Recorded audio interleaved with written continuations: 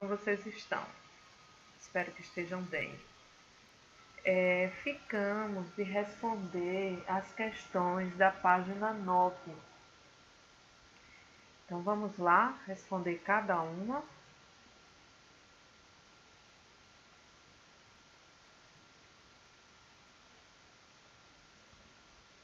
Vamos lá, questões, página 9. A primeira pergunta foi: você considera o Brasil um país rico em diversidade cultural e ambiental? Vocês lembram que a gente falou sobre o Brasil, seu tamanho?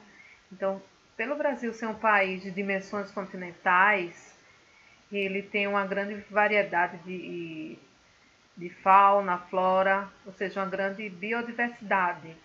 E na questão cultural também, a nação brasileira é formada por vários povos, europeus, negros, índios. Então isso fez com que ficasse bem diversificada. E também chegou aqui também asiáticos, né? Então vamos ver como seria a resposta. Sim, pois o Brasil é um país de dimensões continentais, tendo climas, vegetação e relevos variados. Sua cultura também é diversificada, pois a nação é formada por vários povos. Segundo, para que servem as unidades de conservação? Você conhece alguma delas? Lembra que a gente falou sobre as unidades de conservação, que são criadas por lei para proteger algumas áreas do país, para proteger a fauna, a flora e até mesmo as pessoas, as comunidades que vivem nessas áreas, para elas conservarem a sua cultura. Então vamos lá. Elas contribuem para a conservação dos biomas no país, desempenhando importantes funções sociais relacionadas à pesquisa científica sobre o meio ambiente e a manutenção das comunidades tradicionais que vivem no entorno ou na própria área protegida, certo? Agora também um exemplo ali foi pedido, né? Você conhece alguma delas? Aqui em Alagoas tem algumas. E aí eu coloquei o exemplo do Morros do Craunã e do Padre, que fica no sertão alagoano, que tem uma vegetação de caatinga. Aí tem uma foto que vocês podem ver, certo? A terceira questão: quais foram as mudanças nas fronteiras do Brasil ao longo do tempo? Vocês lembram o que são fronteiras? E a faixa de fronteira é uma linha que se estende pelo país e que ela vai fazer uma linha que vai determinar até onde é o território de um país e onde começa o território do outro país. Aí você pode ver nesse mapa que o Brasil ele tem uma fronteira grande, né? Apesar de que ele também tem uma faixa litorânea grande, mas ele tem uma fronteira grande com outros países da América do Sul. E ele faz fronteira com quase todos os países da América do Sul, menos dois. Vocês lembram quais? O Equador e o Chile, isso mesmo.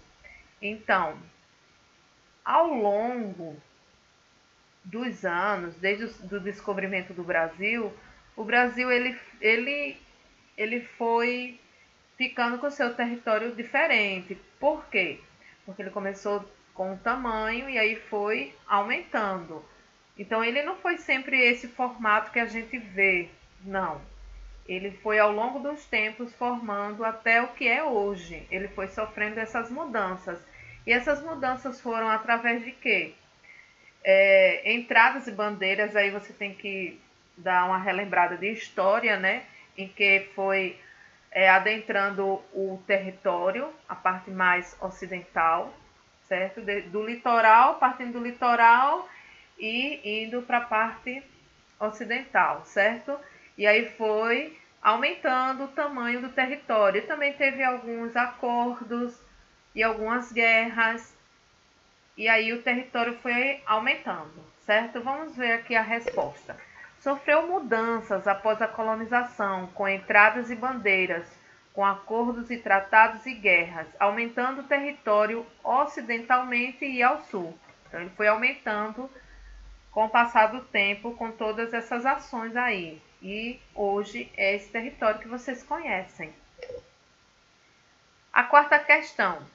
Quais subdivisões do território brasileiro você conhece? Então, o território do Brasil, ele é um território grande, de dimensões continentais, e ele é dividido até para efeito de estudos, para efeito de administrar.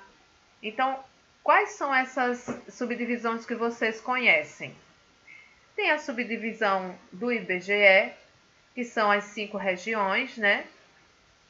Vocês lembram quais são essas regiões? O norte, que vocês estão vendo aí de verde, o nordeste, marrom, de roxo, o centro-oeste, vermelho, o sudeste e amarelo, a região sul.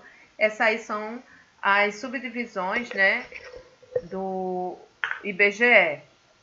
E também tem as unidades político-administrativas oficiais, que tem o Distrito Federal, que é bem no meio, né, do Brasil, e tem os municípios, que são as cidades que a gente conhece, e as unidades da federação, que são os estados.